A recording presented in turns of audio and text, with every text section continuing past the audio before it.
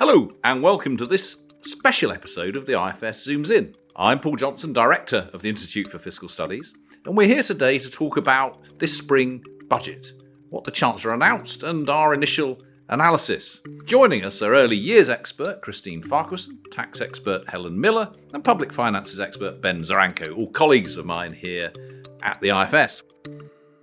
Quite an interesting budget we had from Jeremy Hunt. Not the sort of interest, happily, that we got back in September when Kwasi Kwarteng was exciting us with some huge tax cuts, but a more nuanced set of measures looking to, in the Chancellor's own words, increase the number of people in work, improve incentives for investment, and generally do a bit for the supply side of the economy. But he was hedged in by the public finances. The OBR was nowhere near as gloomy as the Bank of England, but it still didn't give him a lot of room for manoeuvre in terms of tax cuts or spending increases. And I'm sure we'll come on to this. The outlook for household incomes in particular really does look pretty miserable. But let's start with the big picture. Let's start with the economy, then we'll say something about the public finances, then tax, and then some of the other issues, including childcare. And the big picture here is that it looks like the economy at least won't go into recession this year, but it probably won't grow. And then we'll get reasonable growth of 2% a year or so for the next several years. But the consequences, Ben, for the public finances here were Chancellor had a bit of money to play with, and he spent most of it. That's right. He spent about 2/3 of it, and that's in sharp contrast to what happened in the autumn when things got worse, and rather than responding with some sort of fiscal tightening, the Chancellor chose to absorb that through higher borrowing.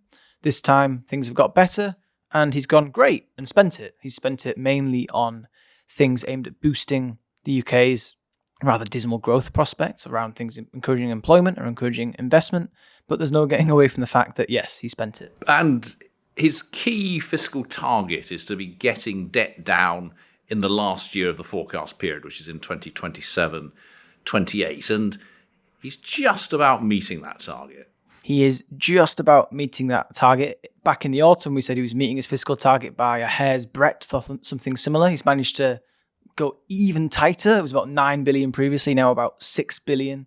Although it's a rather peculiar target. It's for debt to be falling between year 4 and year 5. We're actually now going to have debt at a lower level than we thought previously, but falling by ever so slightly less. It's a bit silly to be aiming for just that change in just that 1 year. It makes it very sensitive to your assumption about what growth and inflation and other things look like just in that single year. But yes, he is, on paper at least, on track to meet his fiscal target, partly because taxes are going up to a very historically high level, and partly because he's penciled in some very tight spending plans for beyond the next election.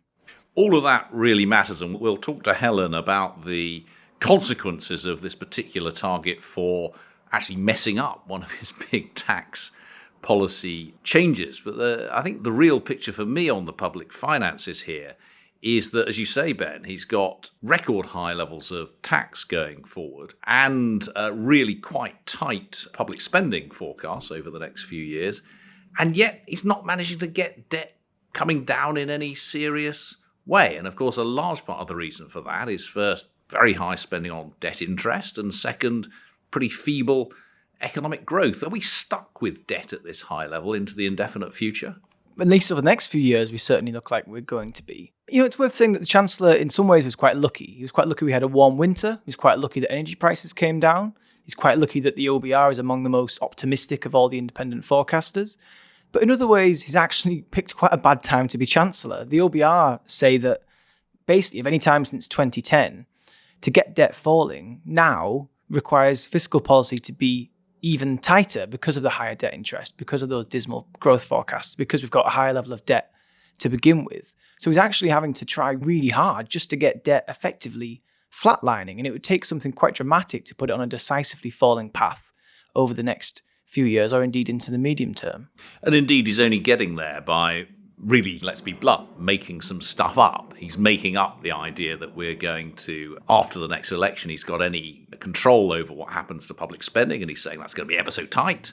And he's making up that we're going to be raising fuel duties, having not done so for 13 years. And he's probably making up the fact that we're going to make some of the tax cuts he's announced temporary rather than permanent, all of which puts the sort of idea that this is a transparent way of meeting fiscal targets somewhat, shall we say, into question. But before we go on to that, let's just say one word about public spending and public pay, because clearly that's going to make a big difference to what happens over the next few years. On public spending generally, what did we learn?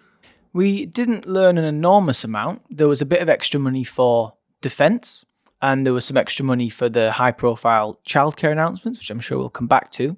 And there was some extra money added into the government spending plans to pay for those.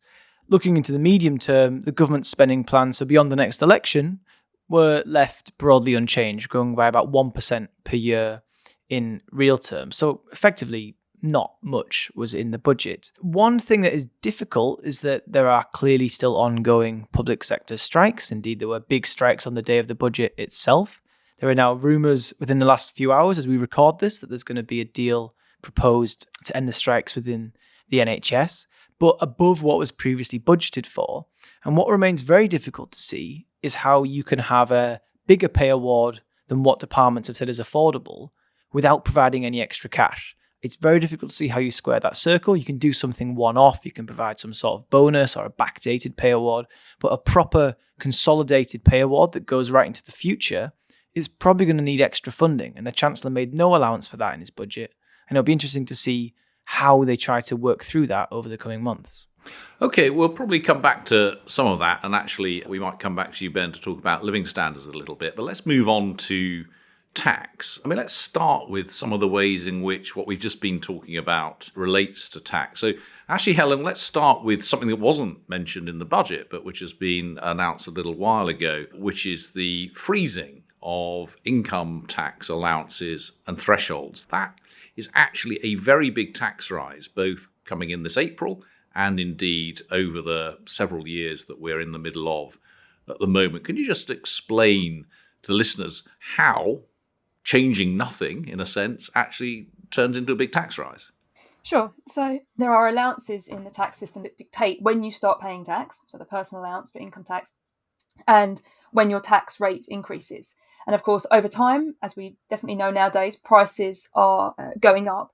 And normally what you would expect is for the thresholds to go up as well, so that when your income goes up, you don't pay more tax simply because you have more in sort of cash terms. The thresholds are meant to move so that you're only paying more if you actually get richer.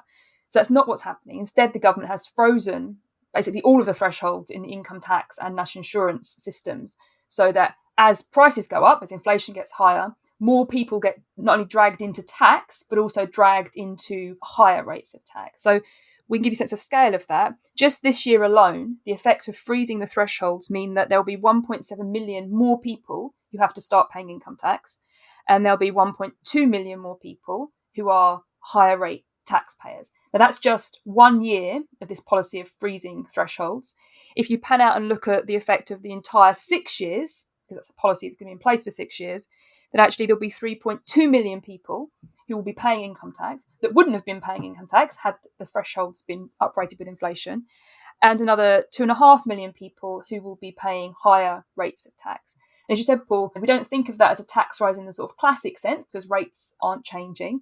But overall, over that 6 years, that's about a 30 billion increase in taxes for people. So it is a very big tax increase that's going under the radar. A 30 billion tax rise, that is very substantial. And actually what's coming in this April is a big chunk of that because this is a period of high inflation. And as well as bringing people into income tax and into higher rate tax, if you're already a taxpayer, you will be paying quite a lot more than you would have done had these thresholds gone up in line with inflation. And the reason for that is a bigger fraction of your income is taxed at these rates. And we're looking at a £500 loss just in April for most basic rate taxpayers and a £1,000 loss just this April for most higher rate taxpayers. And that comes to rather more if you look over the full 6 years.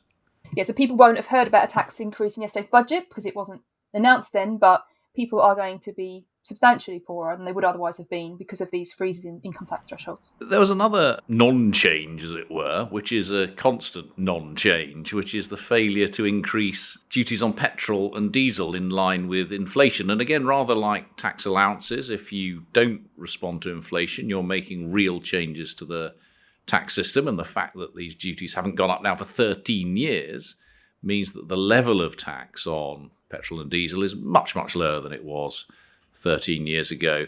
And coming back to what Ben was saying earlier, we've got this ludicrous situation, haven't we, where every year the Chancellor says, well, I'll increase it next year.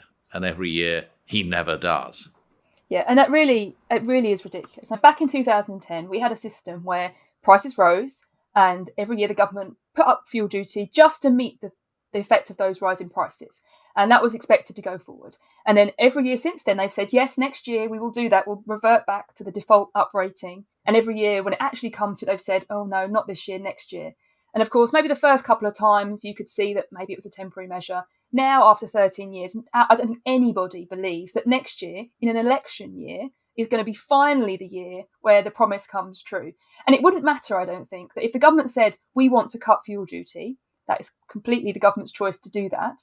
But I think what is definitely not okay is to each year pretend they're going to increase it, have that be baked into the public finance numbers, as you mentioned, have it be part of the baseline, and then actually when it comes to it say, no, sorry, we're not going to do it. That is the part of it that I think is really, at this point, inexcusable. Particularly this year when, last year, Rishi Sunak, when he was Chancellor, announced a temporary 5p cut in the fuel duty at a time when prices were up at, 180, 190 a litre, and we couldn't even get rid of that so-called temporary 5p reduction this year, despite the fact that prices are a good 40p a litre below what they were a year ago. So we've baked in another cut to that particular tax. Two other sort of quite big measures, though, in the budget. One was on pensions tax relief, an increase in the annual allowance, that's the amount that you can put into a pension free of tax each year, and an abolition of the lifetime allowance. So up till now, you've only been able to have about £1 million in a pension pot. Now you can have an infinite amount of money in a pension pot without it attracting additional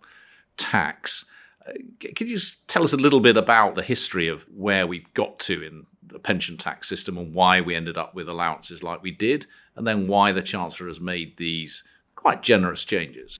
So in painting with a big broad brush, there's a good reason for governments to want to incentivise people to put money in a pension to ensure they have enough resources to pay for their retirements. One of the ways the government's tried to help people do that is by giving them pretty hefty tax breaks that are associated with pension savings. But there was a concern that we don't want those pension tax breaks necessarily to go to everybody for as much as you like. So you can end up in a situation where very rich people get huge amounts of tax breaks, and governments wanted to put some cap on how much tax relief people could get. The way they did that was to put it on both annual and lifetime limits on how much could be saved in a pension. Now, governments have been moving those around quite a lot, but in general, in recent times, they've been coming down. So the amount you could put in a pension got ever smaller. People could put less and less into a pension, both every year and overall over their lifetime. That's now changed again this year from this budget. So now people can put in more each year. And as you said, importantly, there is now no limit on what can be saved overall. I think what's worth saying and stepping back is that I think there is no good reason why the government should cap what people want to save in a pension per se. If people want to save lots in a pension, that should be fine. The issue here is really about the tax relief that comes with that saving. I think there is a good reason to say for somebody who's already got many millions in a pension, they're not the people that we're worried about undersaving for retirement. That's not a good use of targeting our pension tax reliefs at that group. But the way to get around that is not to cap how much people save overall, it's to cap the tax relief they can get. And actually, the budget we've just had did go somewhere towards that. The 25% you can get tax-free out of a pension has been capped at the current roughly £1 million. So there has been a cap in that tax relief. But there are still some other beefy tax relief sitting there. Just to highlight one, you can pass on a pension completely free of inheritance tax. That is a bad policy anyway. But now you can pass on an unlimited amount because you can put lots and lots in a pension and pass that on. So, what we have here is big picture, maybe some good news that the government is not capping pension saving, and good that they're capping the relief more directly, but still lots of other reliefs that are far too generous and that really need to be dealt with, especially things like pension tax, where you get large amounts of money escaping tax entirely. Yeah, complex set of reforms. And just to be clear, the tax-free lump sum is £250,000. It's a quarter of the £1 million that you can have in your pension pot. And the reason the Chancellor gave for increasing these allowances and abolishing the lifetime allowance, he gave two reasons.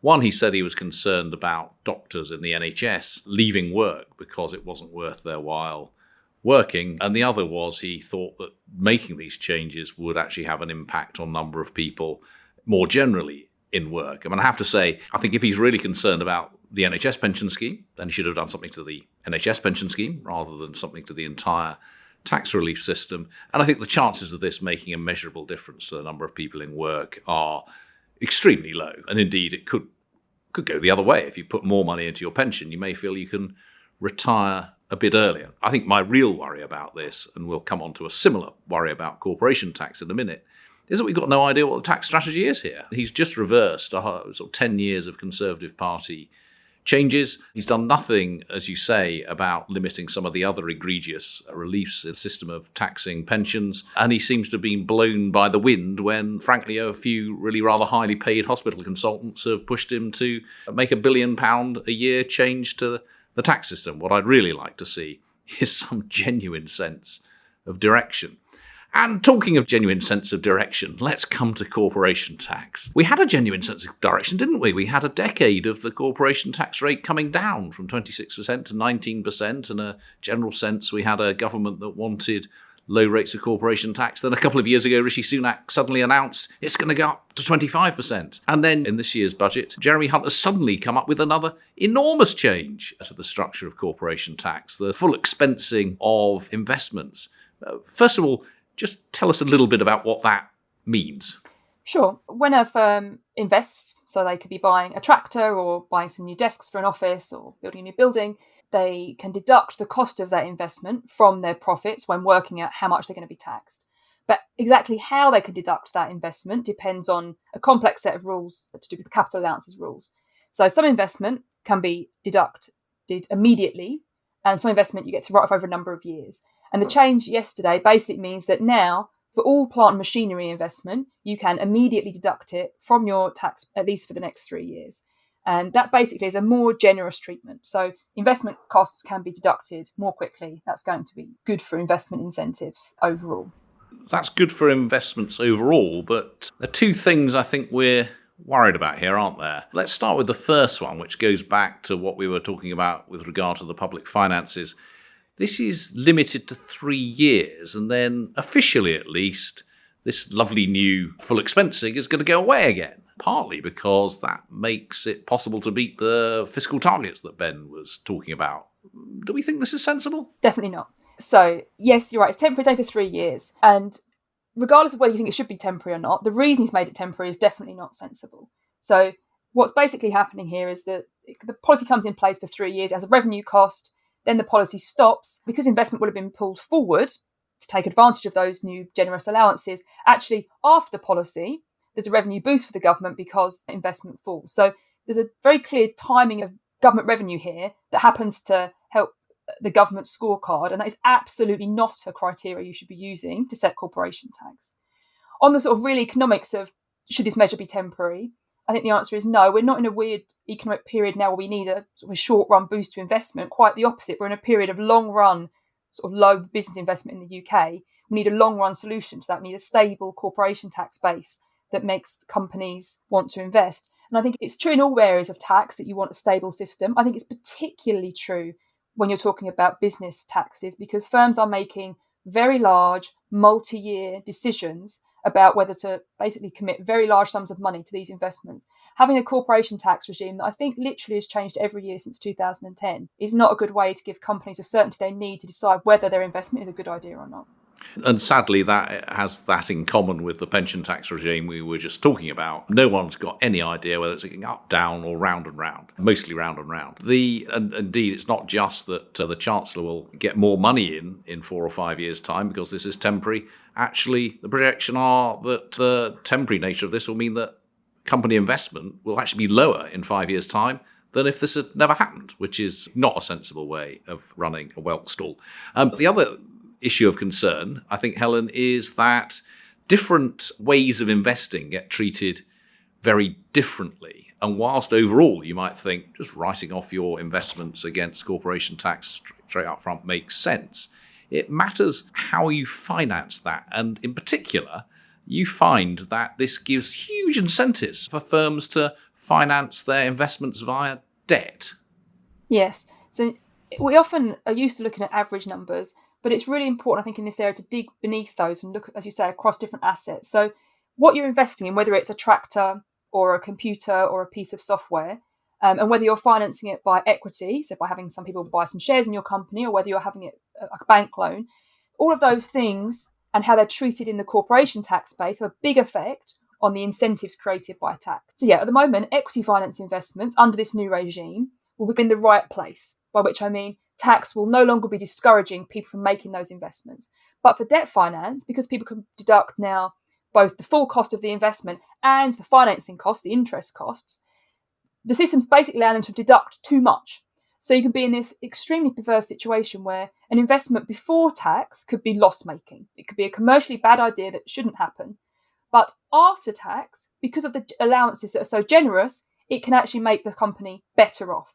So of course we want more investment in the UK, that would be great, but we don't want investment of any kind. We want investments that are commercially viable, good for productivity, that companies want to do, not that are being driven by these tax incentives. So again, it's a case where the government's making fairly substantial changes to the corporation tax, but without a clearer, more holistic view about how to design the corporation tax base properly. What we need is proper reform to the base that is stable, that doesn't create perverse incentives like a humongous subsidy to debt-financed assets, and that doesn't change all over and remove certainty. And we just didn't get that yesterday. That's extraordinary, isn't it? That we have a tax, a corporation tax, which actually incentivizes people to make loss-making investments. Absolutely extraordinary.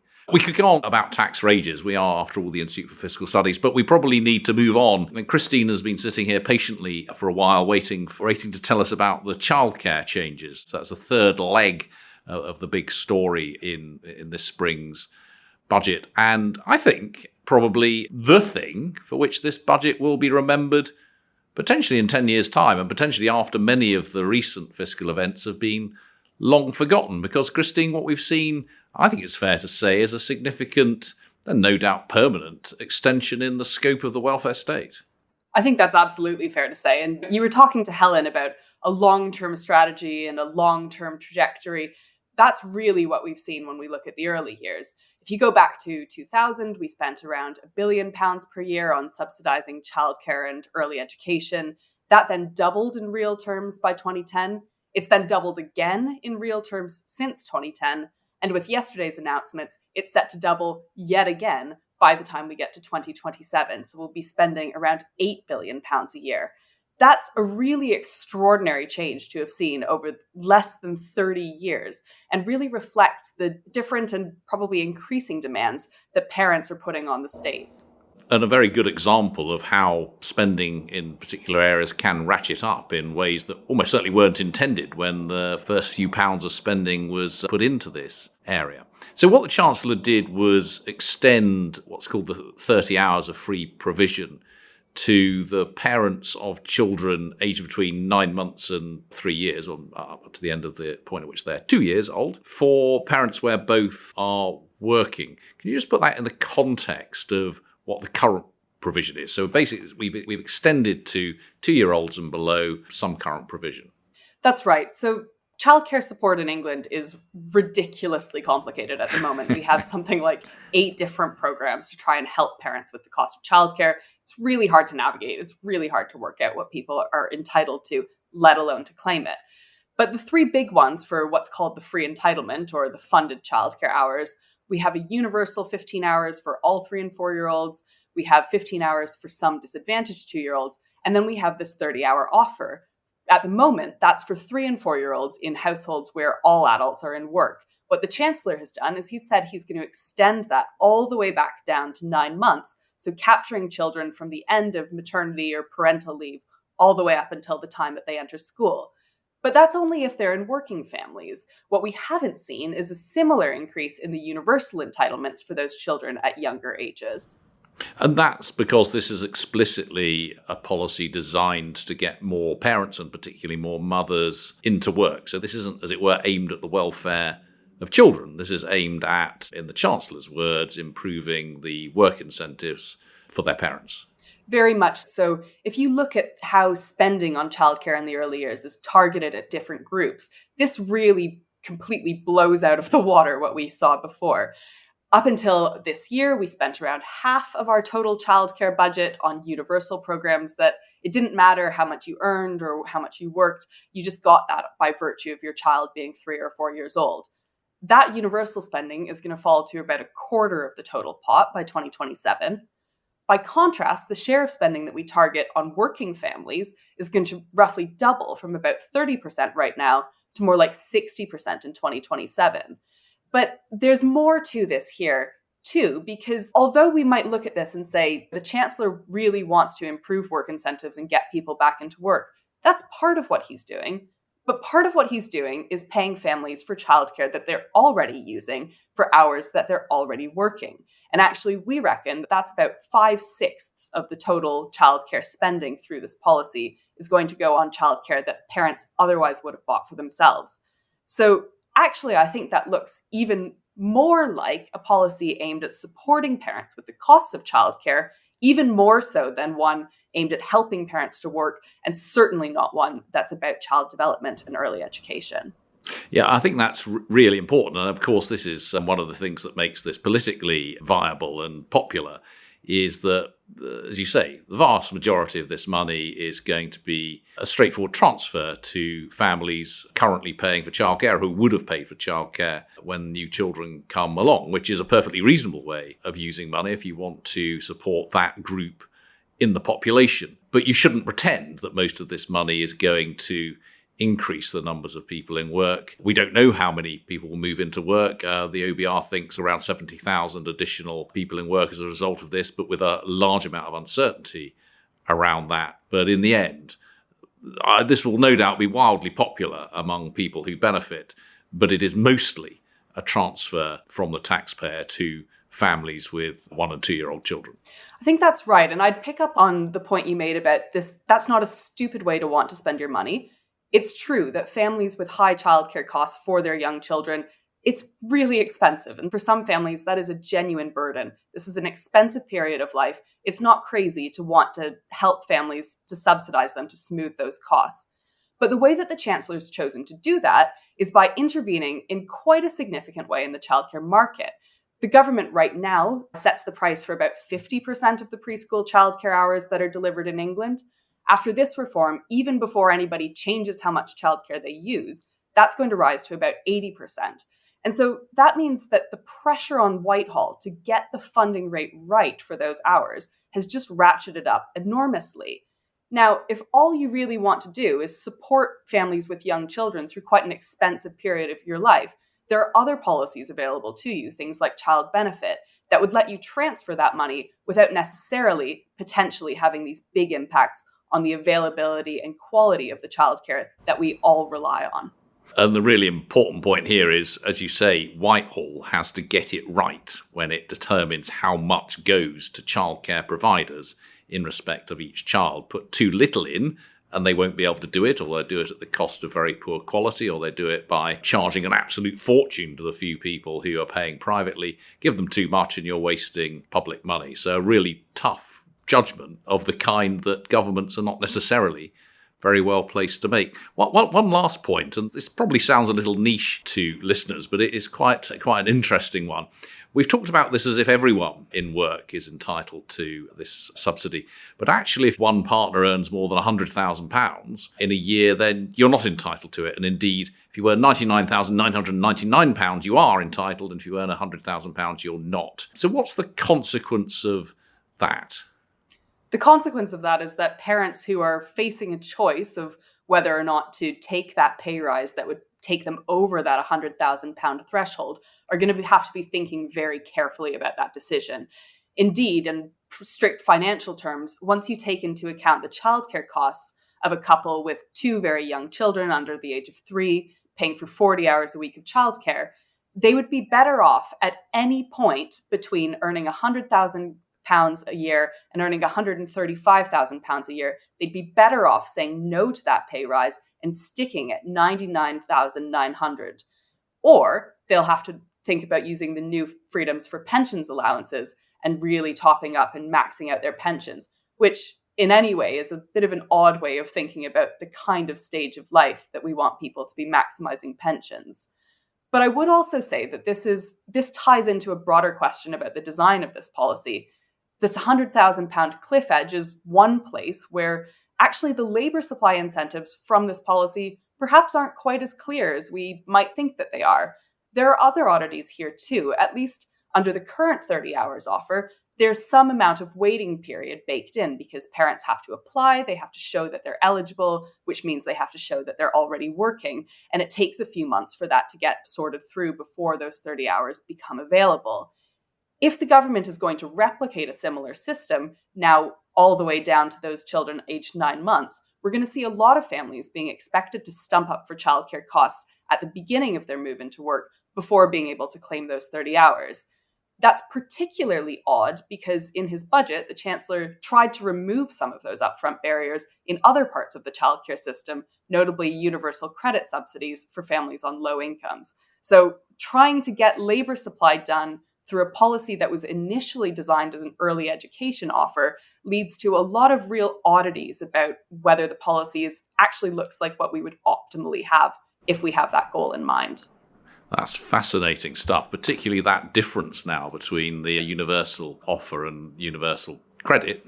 Universal credit, that could be very confusing and absolutely astonishing what you just said. You could increase your pay by £30,000 and still be worse off if you're tipping over that £100,000 mark. Ben, you wanted to come in. I just wanted to ask Christine a question as our in-house childcare guru.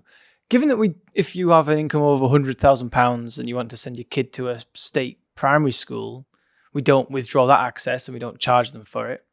What's the thinking here behind not doing that for this almost universal childcare offer? Yeah, I think that's a really good and important question. And I would say that it has something to do with the fact that 100,000 is a nice, round, shiny number that seems quite salient. The reason I say that is because it's been 100,000 since this policy was introduced. It's 100,000 when we look at tax-free childcare. You also lose access to that subsidy when you cross that £100,000 mark. And so I think this is part of the government trying to say, we want to support working parents. We're aware that means our policy doesn't look progressive in traditional terms because those families earning more are going to benefit more from this support because they usually have higher childcare costs. And so we want to introduce something that looks like a means test, even if it's really high up the income distribution. I think the consequence of that is we end up with these really perverse incentives in the labor market that affect how much people want to work, affect how much people want to earn, which seems to be exactly at odds with what the Chancellor really wanted his budget to do in the early years space. It's also interesting that £100,000 mark for the last 13 years, I think, has been the point at which your marginal income tax rate rises from 40% to 60%. Not many people know that, but on incomes between £100,000 and £125,000, you pay an income tax rate of 60%. I think the message of all of this is don't tip over £100,000. If you get to £95,000, stop working anymore. Or use those nice pension freedoms. Or stick a load of money into your pension. Absolutely. Maybe that's why we got the additional pension freedoms. Thank you, Christine. I just wanted to come back with one final thing before we wrap up. Let's just talk just a little bit about what's happening to living standards, because I think that's obviously very closely related to this issue of Christine's been talking about, where part of, actually a large part of the reason of this childcare subsidy is to help people with childcare costs. On the other side of the ledger, we've got this big increase in income tax coming in. But put this all together and we're looking at deep reductions in living standards over this couple of years and stagnation over a long period.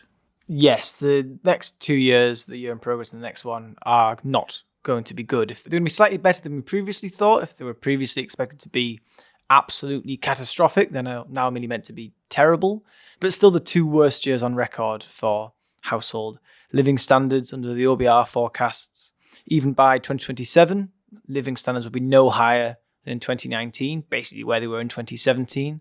That's another lost decade. I don't know how many decades we've lost now, but it's certainly more than one. Just really bad news. And that's why there was some positivity in the Chancellor's announcements. He was trying to sell a positive message and he was talking about improvements in the growth forecast and so on. The challenge is that it probably won't feel that way to lots of households this year. It's going to be a very tricky period.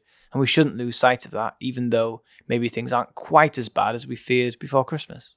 And I think on that cheery note, we should probably come to an end. We've had a lot to talk about, and actually we could talk about many other things that were in the budget and in the Office of Budget Responsibilities figures. A little bit of cheer in terms of the way the economy's going, a little bit of cheer on the public finances, some nice help for families with children, an effort to help with investment, though stymied by the silly way in which it was introduced, a bung to doctors and some other high earners who want to put money into a pension, absurdities again around fuel taxation. But I think the big picture here is that the economy is still smaller than it was back at the end of 2019. It's not growing this year.